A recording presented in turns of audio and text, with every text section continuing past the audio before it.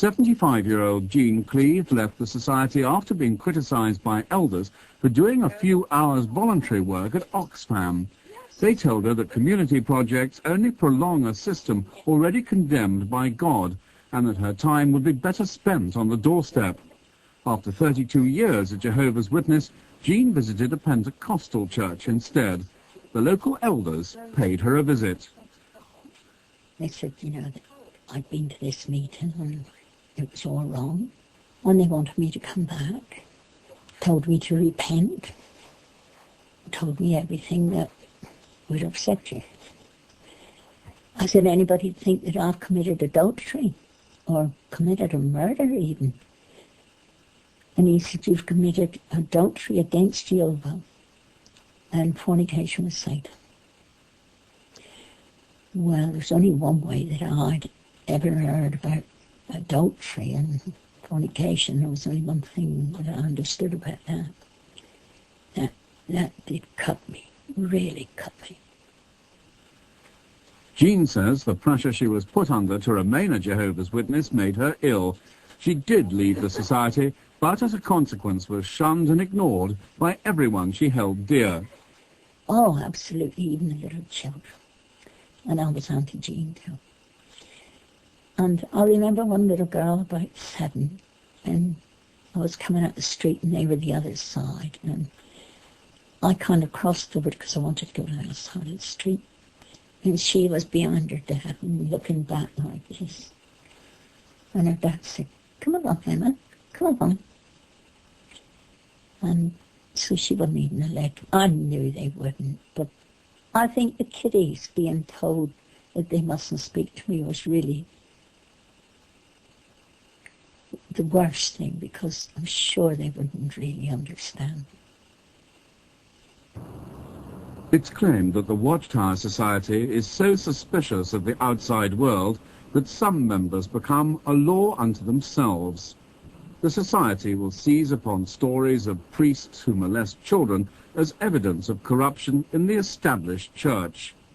Yet there is evidence that Jehovah's Witnesses themselves have committed such acts and dealt with the matter within the congregation rather than tell the police. Molly was a witness for many years. My husband, who I was separated from at the time, took my children to the local assembly of the Jehovah's Witnesses. And on the Monday morning, my daughter came down the stairs, and she was only 4 years old at the time, and she said to me how one of the men in the church had been touching her when she went to the toilets. I contacted the Jehovah's Witnesses. They actually arranged for us all to have a meeting together, and after lying about it time after time, the man came clean, and he admitted touching my daughter, for which he was just excommunicated for a year. Basically, it means that he sits at the back and nobody speaks to him, and he's to show that he's repentant. And I was advised not to go to the police and that they would deal with the matter within the church. The police weren't informed. Why didn't you go to the police? To be honest, I felt still pressured because I'd come away from the religion, but I still felt guilty. I was separated from my husband, and I felt pressure from the family and from the Jehovah's Witnesses to still sort of do what they wanted. I was never really free, and I just towed the line, really, and I wish I hadn't. Newspaper reports show that was not an isolated incident. In 1988, Jehovah's Witnesses shielded another child molester. After jailing a paedophile for 30 months, Judge Robert Linbury said, "It may have been but for the remarkable behavior of the elders of your faith that all of this might have come to light much earlier." A former Jehovah's Witness elder, Roger Burt, says that only last year he was asked by colleagues to keep the whereabouts of an alleged paedophile a secret from the police. The man, a fellow Jehovah's Witness, duped Roger into helping him find somewhere to live, claiming he had family problems at home and needed to get away. It came out that he had been sexually abusing his stepdaughter when she was 11 years old. It had come to the notice of his ex-wife because the girl who's now got a child of her own tried to commit suicide. twice in a short period of time. The social services interviewed her and then called in the police when they found out that he'd been sexually abusing her. I confronted him with this and he admitted that that was the case. It turns out I was the only one who knew where he was. So I contacted the Watchtower Society and gave them all the details, and they said that they don't feel that I should take any action at all, inform the police in any way, because they felt that this wouldn't come to court.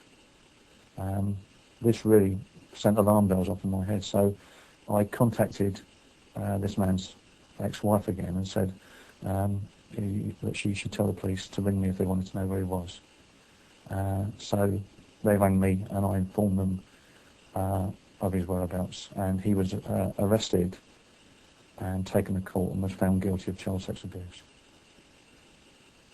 In a highly ambiguous written statement, the Watchtower Society strongly denies shielding child molesters. We wish to state in the clearest terms that Jehovah's Witnesses in no way condone child abuse or endeavour to shield one committing this offence. Cases of witnesses committing such disgusting acts have been dealt with by the elders in their congregations in a way that conforms to Bible principles.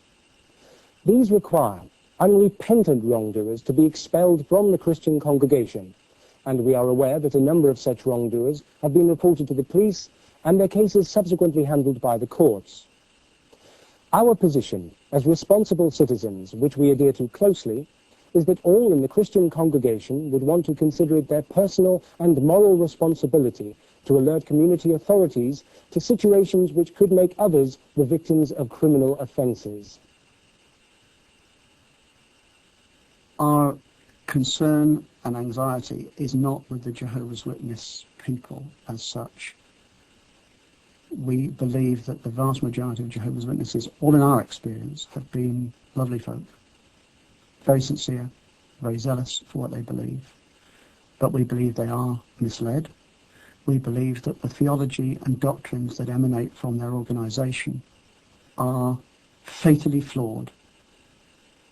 We believe they're unbiblical, and they have put their organisation in the place of Jesus Christ. Where he should be, they've put the organisation.